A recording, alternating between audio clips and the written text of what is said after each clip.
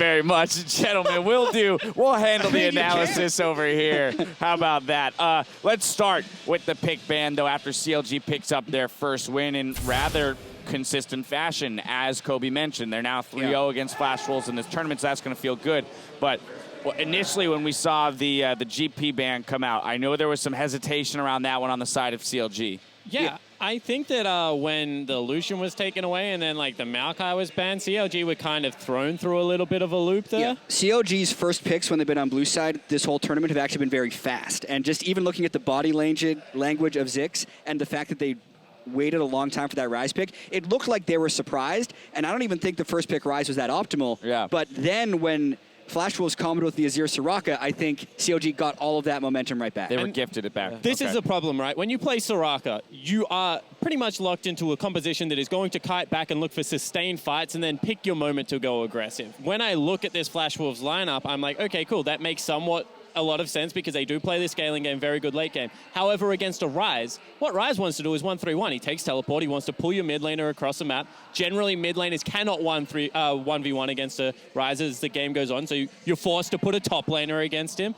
And then the Azir just means that they have no one else to answer what is going to be a top lane Ekko as the draft progresses. I think that it wasn't a bad draft out of the Flash Wolves, but it was a very narrow draft. Like, they had one win condition, which was scale and team fight, and CLG had so many more options on the table. Yeah, I really think they should have taken the Ekko in their first rotation. I mean, MMD has been great on this champion. They fell behind so fast, so quickly, and I don't like this super passive game from the Flash Wolves where they don't try to punish any players and just try to sit and scale. They needed some aggression and some playmaking ability, especially from SwordArt. A little bit of refueling happening on your screen there on the side of CLG, getting ready for game 2, discussing what they might change moving forward. I know Spawn's looking like he wants to jump in, and then Jat, coming to you. Yeah, and then the next problem was the swap back from Flash Wolves to me actually made zero sense. The reason being is if you have a really strong mid laner, you want to give him half of the map to play towards. Like, you know, Maple, if you hug bottom half of the map, you can go to town, and we're going to have your back. What happened instead is that they gave over complete river control, and Maple just had to sit back at his turret. I mean, then they invade the blue buff. All of a sudden, Azir can't shove out at all. There's nowhere for this Elise to go. So I think that target on the mid lane that Flash Wolves were supposed to set up just didn't come through. And I think Flash Wolves is in a bit of a bind now because if we think back to their last game they played in the group stage, it was Aphro's Soraka versus the Bard from Flash Wolves. And now they played the flip of the matchup. So either they have to change their bans around or they have to play completely differently around those champions. But you would think if they had a different thought about those champions, they wouldn't have early picked the Soraka because they had internal confidence that they would have been able to pick that against Bard. Otherwise, there's no reason you pick that early. But then they still ended up losing their early turret after swapping backwards. So I think that's really troubling for Flash Wolves throughout the rest of the series. Some scary things kind of presented themselves to us in this first game. One of which is that. The second of which is that CLG is saying, hey, don't forget, we can still play 1-3-1. So beyond like, hey, the fact that we've come into this tournament and we've shown we can team fight, they're now saying, hey, don't forget we have this other skill set. Yeah, and you see how the CLG played it. When other teams pushed on mid, a lot of the teams like RNG would just go up and try to like surround them and get the flanks on. But CLG said, hey, we're just going to let our 2 side lanes push all the way to your inhibitor turrets, and you have to make the next move. So really disciplined by CLG there. Right, almost viewing that as an acceptable loss, saying we will hand over a turret so that we can take one back.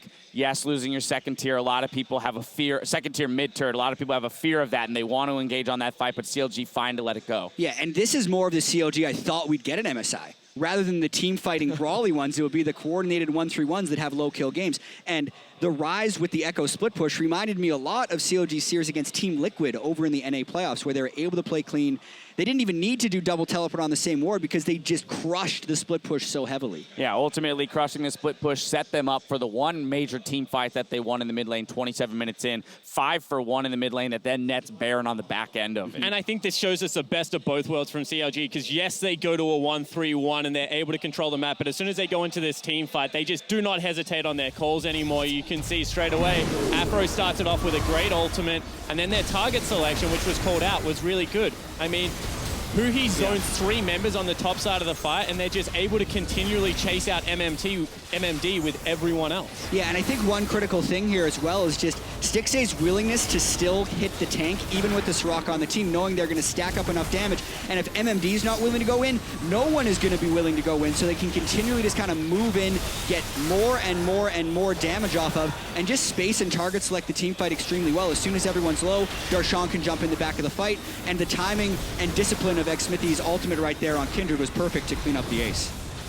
And I'm going to restate something that I said. Like, I honestly think that Xmithie might be the most underrated player to ever come to an international tournament and be a great jungler. Like, there are some really good junglers at this tournament. I mean, Blank, when he's on form, very good. MLXG showed that he was world-class. Karsa has always been a world-class jungler. And Xmithie just continually flies under the radar and gets very little respect, but is a really friggin' good jungler at the moment. Well, I know our good friend Azale is at home saying, I said it a while back, and Skara as well saying that Xmithie is very underrated. So they're echoing your sentiment, and he's proving it here on this stage. Now I want to look forward to our next game of the series, because CLG, again, we've talked about the confidence level, the fact that they're now 3-0 against Flash Wolves in this tournament. They're going to feel good moving forward. We stay on the same sides. Clement, I'm coming to you first. What would we like to see out of Flash Wolves in order to maybe turn things around here going into game 2? I think the Azir pick is actually fine, but they don't need to take it so early in the draft. Get MMD on something he's more comfortable with. Don't let him fall behind 30 CS at the start of the game and give Darshan like what he does best at, like split pushing. You have to beat him in the team fight and at least stay even with him. I just think they messed up a little bit of a draft. They were too hasty in getting the picks that they think they would secure the game with. Like Azir in the group stage, 3-0 for CLG, 3-0 for Flash Wolves. So they thought that was too important. I think they were a bit hasty with it. All right, Spawn, what are your thoughts there? I really think that you have to give Karsa something that scales. I think that NL has been inconsistent at the best of times, and that if they really want to be able to get to the team fights, Karsa has to play a pivotal role. So get him on a damage threat later on in the game. I don't really like the Elise. And I also think that maybe their support player, SwordArt, needs to have engaged, because they follow up very well behind SwordArt, similar to how RNG do with Mata, and that can be a linchpin that the team falls back on when things go wrong. Yeah, I think Flash Wolves needs to be more cohesive. You look at what they banned with Maokai and Graves, then they still got 2 losing matchups there with Kindred into Elise and Ekko into Poppy. So what are you doing with those 2 bans if you're going to still get the bad matchup? They have to make that better. All right, well, we'll see what they decide to do as we come back from our break. With the series at 1-0, we're going to step away. We'll be right back with Game 2 between CounterLogic Gaming and the Flash Wolves as MSI 2016 continues right after this.